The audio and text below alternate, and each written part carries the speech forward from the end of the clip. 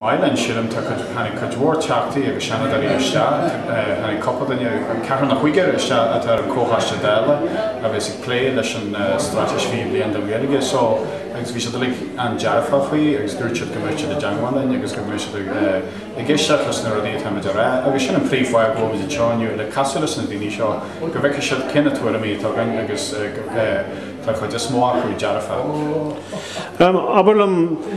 Tá mí an dachar is stair na tíre fé láthair príochar airgad is ná raibh an ribbe seo. Caiigh an túirtíide man áthégin, cén fáin nach tíiteach sé ar an Gaeltachta nó ar an nGaeilge. Cadéan rud atá ag muomh mar sin? Well, sílim go dtí sé ar an Gaeltachta agus an nGaeilge. An rud a bhí máta mar agus an Bórd Snip Nua chéagas a art fan géad agus Gaeltachta agus an Gaeilge. An rud amháil an bord an tír ar fád nó 9.4 fan géad. So the different more are 9.4 fan géad an tír ar fád agus chéagas a art fan géad an Gaeltachta an Gaeilge. Nes tá scéimena beidir sa Gaeltachta go bhfuil gearú siar mar hapla an scéimena capital an caiteas ar an infrastructure agus beidir chud an scéimena eile atá reachta le tam mai an scéimena deontas tííart agus mar sin dé. Agus beidir go bhfuil gearú siar an sin.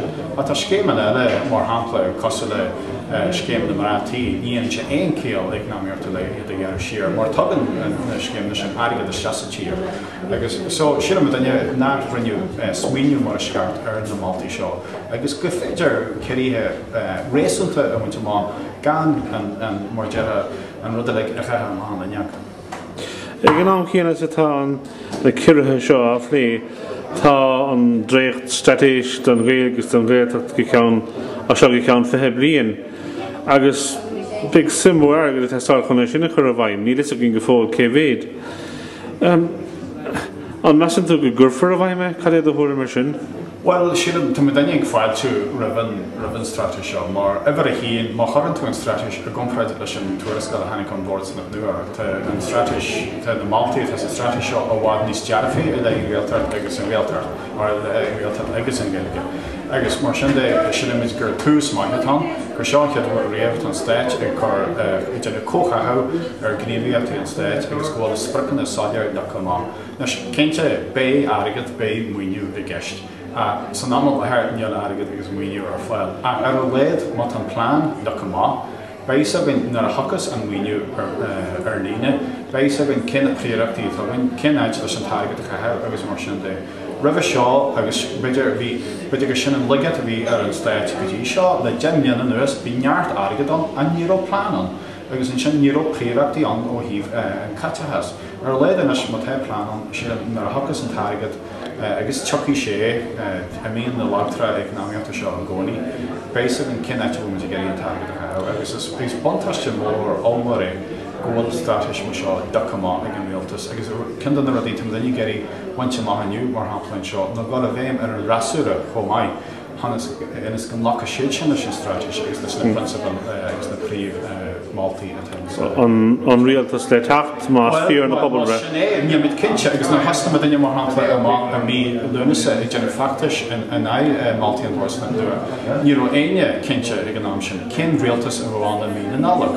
Mar bhí Briain le fud frídean dáil, bhí Conradh Lisbon le fud frídean dáil, agus bhí Cuidhór rudaí agus bhí daoine rag seans go beidir go darniú na glasaí má san rialtas sunneal aine cinse, cin rialtas atá an teachtain seo, cin rialtas fis an teachtain seo thugainn, a caithí factas leidir Gaeltachta Gaeilge a bheith an, glár leidir aontaí bheagainn agus bheithe a muintir sin a leir an éine a cansleidíní agus ag stocaireacht. Mar tá chuile Arneal eile sa tír, tá na farmarí, tá na ceird chomainn, tá chuile bhain eile muintir sin a món factais. Caithí me daine bheith muid agus scóir a hort an Gaeilge agus an Gaeltachta. Dámara ag go raibh tosaíocht fiachant ar an Dréacht Straitéis seo ó hebh gun na Gaeltachta dé agus an Gaeltachta. Cad é an rudas tábhachtaí agus pránaí le chur a bhaim? Béidir agus nóg sé airgad, ach bhfuil éon rud ann a heasan amach duitse agus an agras a tatú seasamhara a hon.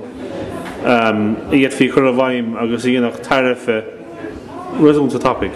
Well, sílim cin donna rudaí atá go mó planan na teanga Docama don na cantu Gaeltachta le galéir se sin na Gaeltachta laga ach na Gaeltachta leidir a bhoma. Sin am héin was it that government's tús leis an próise sin ní chosnah sé an sin airgid mar hapla tá banisir í teanga nó ofaigí teanga an chuidhhaid an na Gaeltachta cheanna féin.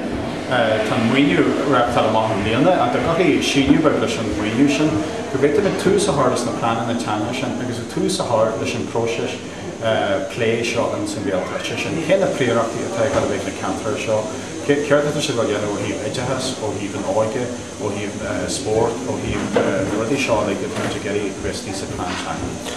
Agus ceistúáin déarnach óid si bheith díal na tílénta sin agus cén tu sin bhúilte ar fáil an. Níl muid ag díal na tílénta seo tá an tá chuid bhór daoine carciiste an na tílénta sin ar fáil ach ní sin an grót am faoi am de man facta sin seo an Gaeilge an Gaeltachta ní le tílénta a dhéal. Má go leor go mína amach Éamonn.